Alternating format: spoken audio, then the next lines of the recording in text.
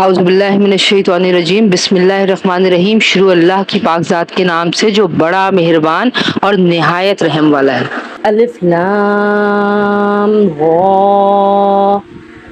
یہ اللہ کی کتاب کی آیتیں ہیں، اور اے پیغمبر صلی اللہ علیہ وآلہ وسلم، جو کچھ تم پر تمہارے پروردگار کی طرف سے نازل کیا گیا ہے برحق ہے، لیکن اکثر لوگ ایمان نہیں لا رہے۔ اللہ وہ ہے جس نے ایسے ستونوں کے بغیر آسمانوں کو بلند کیا جو تمہیں نظر آ سکیں، پھر اس نے عرش پر استوا فرمایا اور سورج اور چاند کو کام پر لگا دیا۔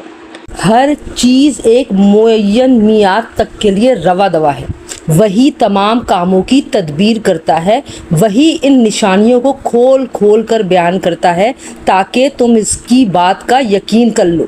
کہ ایک دن تمہیں اپنے پروردگار سے جا ملنا ہے۔ اور وہی ذات ہے جس نے یہ زمین پھیلائی، اس میں پہاڑ اور دریا بنائے، اور اس میں ہر قسم کے پھلوں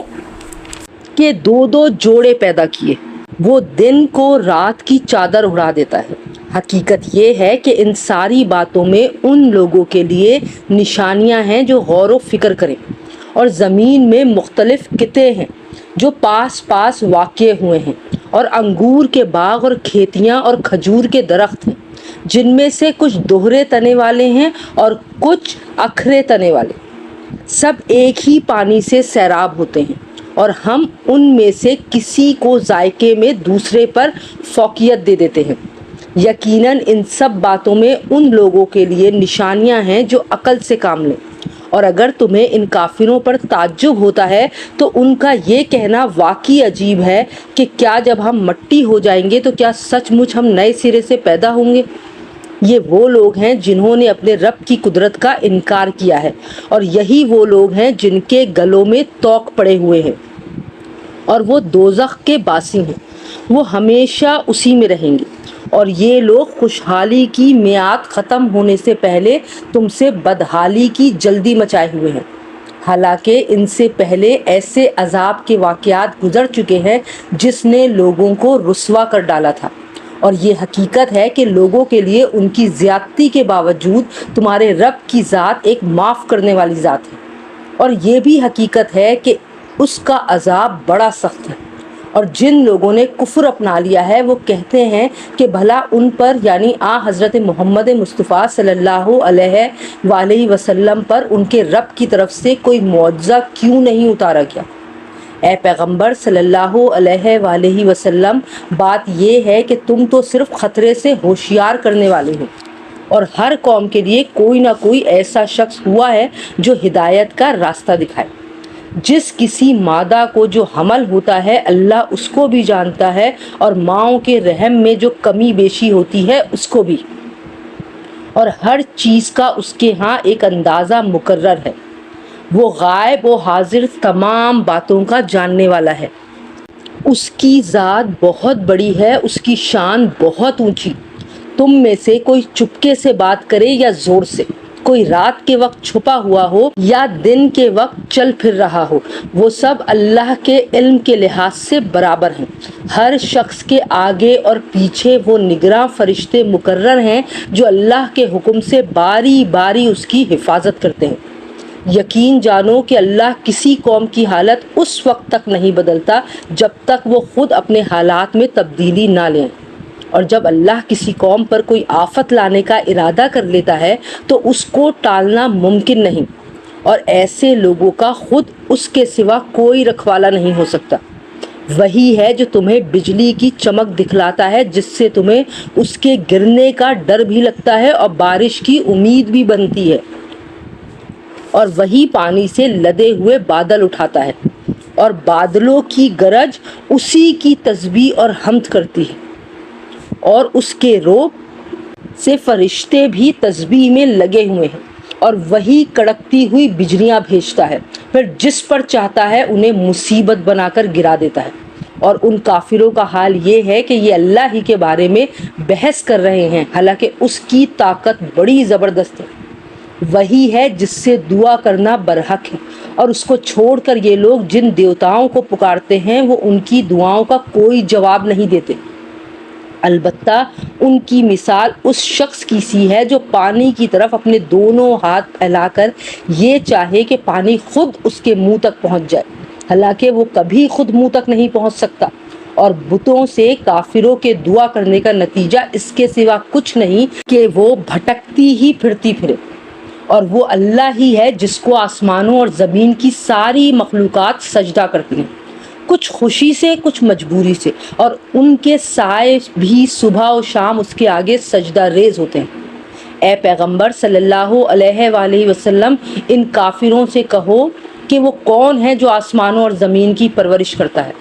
کہو کہ وہ اللہ ہے۔ کہو کہ کیا پھر بھی تم نے اس کو چھوڑ کر ایسے کارساز بنا لیے ہیں جنہیں خود اپنے آپ کو بھی نہ کوئی فائدہ پہنچانے کی قدرت حاصل ہے نہ نقصان پہنچانے کی۔ کہو کہ کیا اندھا اور دیکھنے والا برابر ہو سکتا ہے؟ یا کیا اندھیریاں اور روشنی ایک جیسی ہو سکتی ہیں؟ یا ان لوگوں نے اللہ کے ایسے شریک مانے ہوئے ہیں جنہوں نے کوئی چیز اسی طرح پیدا کی ہو جیسے اللہ پیدا کرتا ہے، اور اس وجہ سے ان کو دونوں کی تخلیق ایک جیسی معلوم ہو رہی ہو۔ اگر کوئی اس غلط فہمی میں مبتلا ہے تو اس سے کہہ دو کہ صرف اللہ ہر چیز کا خالق ہے، اور وہ تنہا ہی ایسا ہے کہ اس کا اقتدار سب پر حاوی ہے۔ اسی نے آسمان سے پانی برسایا جس سے ندی نالے اپنی اپنی بساط کے مطابق بہہ پڑے، پھر پانی کے ریلے نے پھولے ہوئے جھاگ کو اوپر اٹھا لیا، اور اسی قسم کا جھاگ اس وقت بھی اٹھتا ہے جب لوگ زیور یا برتن بنانے کے لیے دھاتوں کو آگ پر تپاتے ہیں۔ اللہ حق اور باطل کی مثال اسی طرح بیان کر رہا ہے کہ دونوں قسم کا جو جھاگ ہوتا ہے وہ تو باہر گر کر ضائع ہو جاتا ہے، لیکن وہ چیز جو لوگوں کے لیے فائدہ مند ہوتی ہے وہ زمین میں ٹھہر جاتی ہے۔ اسی قسم کی تمثیلیں ہیں جو اللہ بیان کر رہا ہے۔ بھلائی انہی لوگوں کے حصے میں ہے جنہوں نے اپنے رب کا کہنا مانا ہے، اور جنہوں نے اس کا کہنا نہیں مانا اگر ان کے پاس دنیا بھر کی ساری چیزیں بھی ہوں گی بلکہ اتنی ہی اور بھی، تو وہ قیامت کے دن اپنی جان بچانے کے لیے وہ سب کچھ دینے کو تیار ہو جائیں گے۔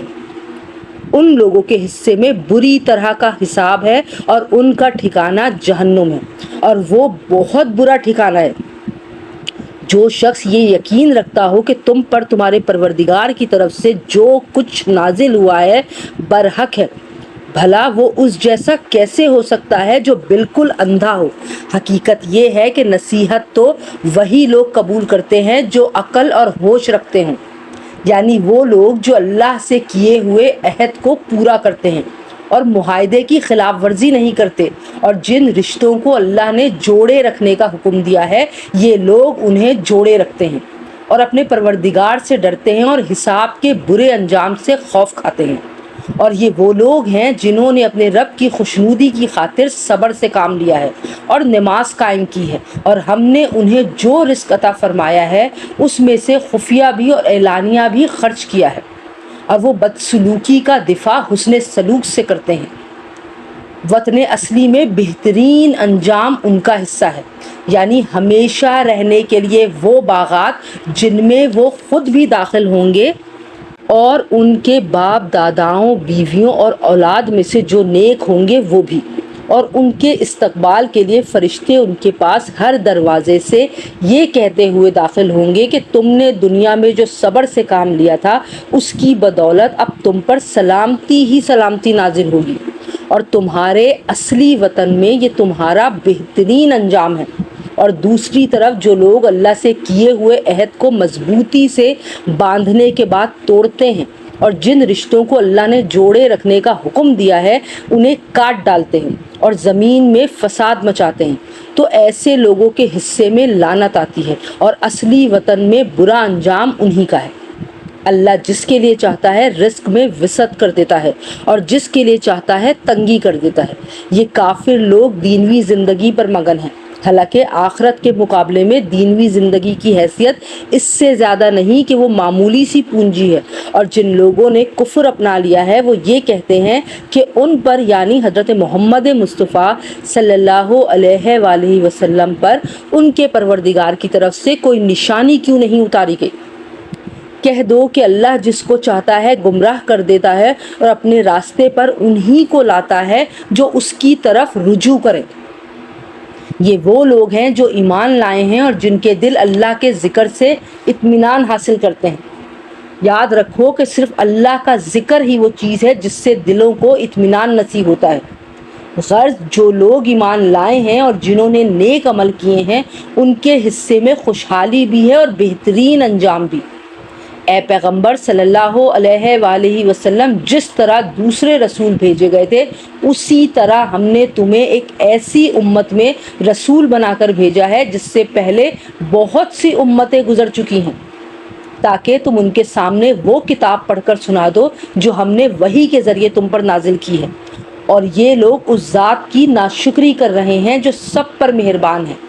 کہہ دو کہ وہ میرا پالنے والا ہے، اس کے سوا کوئی عبادت کے لائق نہیں، اسی پر میں نے بھروسہ کر رکھا ہے اور اسی کی طرف مجھے لوٹ کر جانا ہے۔ اور اگر کوئی قرآن ایسا بھی اترتا جس کے ذریعے پہاڑ اپنی جگہ سے ہٹا دیے جاتے یا اس کی بدولت زمین شق کر دی جاتی اور اس سے دریا نکل پڑتے یا اس کے نتیجے میں مردوں سے بات کر لی جاتی، تب بھی یہ لوگ ایمان نہیں لاتے۔ حقیقت تو یہ ہے کہ تمام تر اختیار اللہ کا ہے۔ کیا پھر بھی ایمان والوں نے یہ سوچ کر اپنا ذہن فارغ نہیں کیا کہ اگر اللہ چاہتا تو سارے ہی انسانوں کو زبردستی راہ پر لے آتا، اور جنہوں نے کفر اپنایا ہے ان پر تو ان کے کرتوت کی وجہ سے ہمیشہ کوئی نہ کوئی کھڑکھڑانے والی مصیبت پڑتی رہتی ہے یا ان کی بستی کے قریب کہیں نازل ہوتی رہتی ہے، یہاں تک کہ ایک دن اللہ نے جو وعدہ کر رکھا ہے وہ آ کر پورا ہو جائے گا۔ یقین رکھو کہ اللہ وعدے کی خلاف ورزی نہیں کرتا، اور اے پیغمبر صلی اللہ علیہ وآلہ وسلم، حقیقت یہ ہے کہ تم سے پہلے پیغمبروں کا بھی مذاق اڑایا گیا تھا، اور ایسے کافروں کو بھی میں نے مہلت دی تھی، مگر کچھ وقت کے بعد میں نے ان کو گرفت میں لے لیا۔ اب دیکھ لو کہ میرا عذاب کیسا تھا۔ بھلا بتاؤ کہ ایک طرف وہ ذات ہے جو ہر شخص کے ہر کام کی نگرانی کر رہی، اور دوسری طرف ان لوگوں نے اللہ کے ساتھ شریک مانے ہوئے ہیں۔ کہو کہ ذرا ان خدا کے شریکوں کے نام تو بتاؤ، اگر کوئی نام لوگے تو کیا اللہ کو کسی ایسے وجود کی خبر دو گے جس کا دنیا بھر میں اللہ کو بھی پتہ نہیں ہے؟ یا خالی زبان سے ایسے نام لے لوگے جن کے پیچھے کوئی حقیقت نہیں؟ حقیقت تو یہ ہے کہ ان کافروں کو اپنی مکارانہ باتیں بڑی خوبصورت لگتی ہیں، اور اس طرح ان کی ہدایت کے راستے میں رکاوٹ پیدا ہو گئی ہے، اور جسے اللہ گمراہی میں پڑا رہنے دے اسے کوئی راہ پر لانے والا میسر نہیں آ سکتا۔ ایسے لوگوں کے لیے دینوی زندگی میں بھی عذاب ہے، اور یقیناً آخرت کا عذاب کہیں زیادہ بھاری ہوگا، اور کوئی نہیں ہے جو انہیں اللہ کے عذاب سے بچا سکے۔ دوسری طرف وہ جنت جس کا متقی لوگوں سے وعدہ کیا گیا ہے، اس کا حال یہ ہے کہ اس کے نیچے نہریں بہتی ہیں، اس کے پھل بھی سدا بہار ہیں اور اس کی چھاؤں بھی۔ یہ انجام ہے ان لوگوں کا جنہوں نے تقوی اختیار کیا، جبکہ کافروں کا انجام دوزخ کی آگ ہے۔ اور اے پیغمبر صلی اللہ علیہ وآلہ وسلم، جن لوگوں کو ہم نے کتاب دی ہے وہ اس کلام سے خوش ہوتے ہیں جو تم پر نازل کیا گیا ہے، اور انہی گروہوں میں وہ بھی ہیں جو اس کی بعض باتوں کو ماننے سے انکار کرتے ہیں۔ کہہ دو کہ مجھے تو یہ حکم دیا گیا ہے کہ میں اللہ کی عبادت کروں اور اس کے ساتھ کسی کو خدائی میں شریک نہ مانوں، اسی بات کی میں دعوت دیتا ہوں اور اسی اللہ کی طرف مجھے لوٹ کر جانا ہے۔ اور اسی طرح ہم نے اس قرآن کو عربی زبان میں ایک حکم نامہ بنا کر نازل کیا ہے۔ اور اے پیغمبر صلی اللہ علیہ وآلہ وسلم، تمہارے پاس جو علم آ چکا ہے، اگر اس کے بعد بھی تم ان لوگوں کی خواہشات کے پیچھے چلے تو اللہ کے مقابلے میں نہ تمہارا کوئی مددگار ہوگا نہ کوئی بچانے والا۔ حقیقت یہ ہے کہ ہم نے تم سے پہلے بھی بہت سے رسول بھیجے ہیں اور انہیں بیوی بچے بھی عطا فرمائے ہیں، اور کسی رسول کو یہ اختیار نہیں تھا کہ وہ کوئی ایک آیت بھی اللہ کے حکم کے بغیر لا سکے۔ ہر زمانے کے لیے الگ کتاب دی گئی ہے۔ اللہ جس حکم کو چاہتا ہے منسوخ کر دیتا ہے اور جس کو چاہتا ہے باقی رکھتا ہے، اور تمام کتابوں کی جو اصل کتاب ہے وہ اسی کے پاس ہے۔